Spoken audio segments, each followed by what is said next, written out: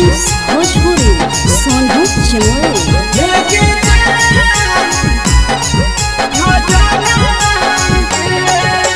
लाल पियर कलर करे जाला गहिबो तोरे बदानावा।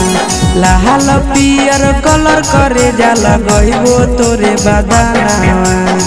ओ बोला बोला पिचकारी देवता की हे गे जान अगल रंगबो बगल रंगबो ऊपर नीचेवा औरी रंगबो चोली के खजाना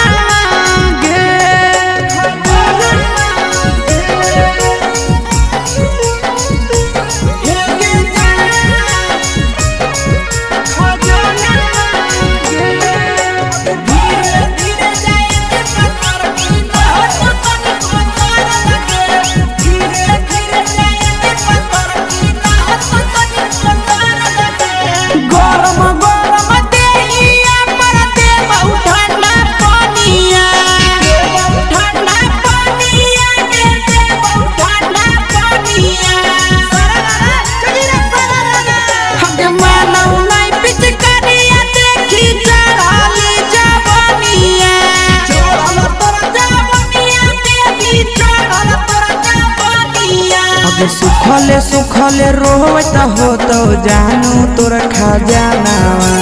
सुखले सुखले कानत हो तो जानू तोर खजानावा।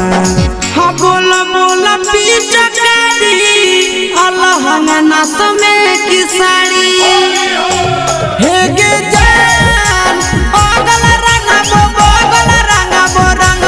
ऊपर नीचेवा औरी रंगबो चोली के खजाना गे हे गे जान खजाना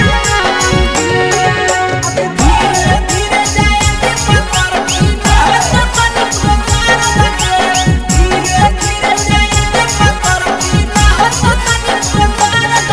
आगे होलिया में तो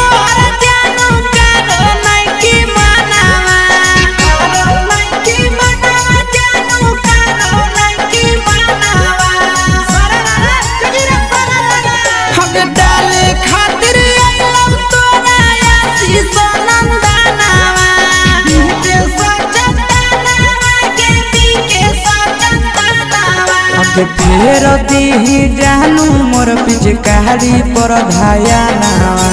फेर दी जानू मोर पिचकारी पर धायानावा।